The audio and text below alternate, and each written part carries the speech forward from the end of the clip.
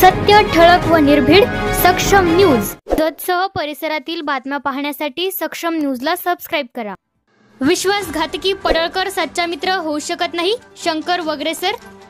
जत विधानसभा मतदारसंघाचे अपक्ष उमेदवार तमनगौडा रवी पाटील यांच्या प्रचारार्थ जतमध्ये गांधी चौक येथे जाहीर सभा झाली.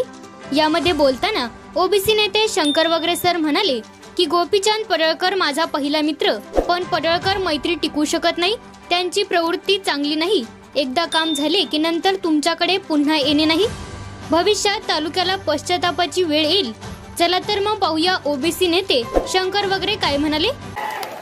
आज गोपीचंद पडळकरच्या आदेशानं इथला पोलीस वर्ग भारतीय जनता पार्टीची बाजू घेऊन काम करतोय.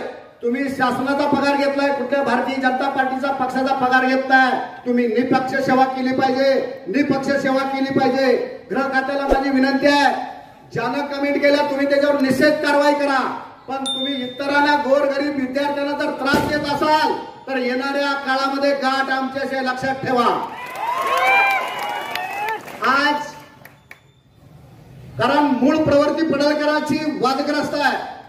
वादग्रस्त या का सांगतो बांधवांनो, मी हा पडळकर अनुभवलेला आहे. मी काय ऐकीव बोलत नाही. या सांगली जिल्ह्यातला तो माझा पहिला मित्र. ज्यावेळी नागज पाट्यावर चोरून दारू विकायचा आणि कुणी जर मारलं तर अंकले गावाला यायचा. मी गेल्याशिवाय हो पट्ट्या धाव्यावर यायचा नाही. पण पाठीमाग तर एक काळ असं झालं, केरेवाडीच्या लोकांनी मारलं. त्याचा भाव अंकुश पडळकर आणि हा गोपीचंद पडळकर छड्डीवर आणि बनेलवर अंकल्याला पळून आले. आणि आता त्याचा भाव आज जो समाज कल्याण सभापती म्हणताय ब्रह्मानंद पडळकर, त्याला शशी पाटील नावाच्या नागज पाटील एस्टडी होती, त्या एस्टेट मध्ये हातपाय बांधून टाकलं होतं. मी जाऊन सोडवलंय. आणि त्याचा दावा केरेवाडीची लोक येत नव्हती. बाबांनो 15 दिवस मी आणि माझ्या कार्यकर्त्यांनी चालवलाय. आणि 15 दिवस हो गडी माझ्या घरी जेवून माझ्या घरी झोपायचा.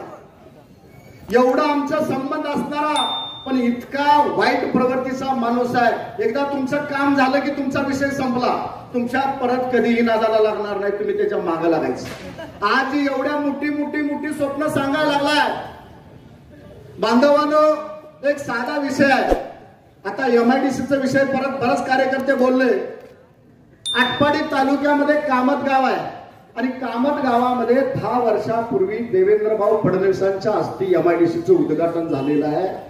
आज तिथं एखादं वेल्डिंगचं मशीन पण नाही हो 10 वर्षामध्ये.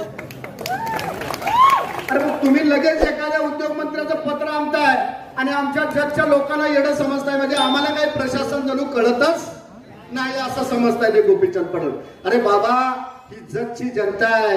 या चिनगी बाबाची पांढरी आहे. इथला स्वाभिमान तुला येत्या 23 तारखेला कळेल.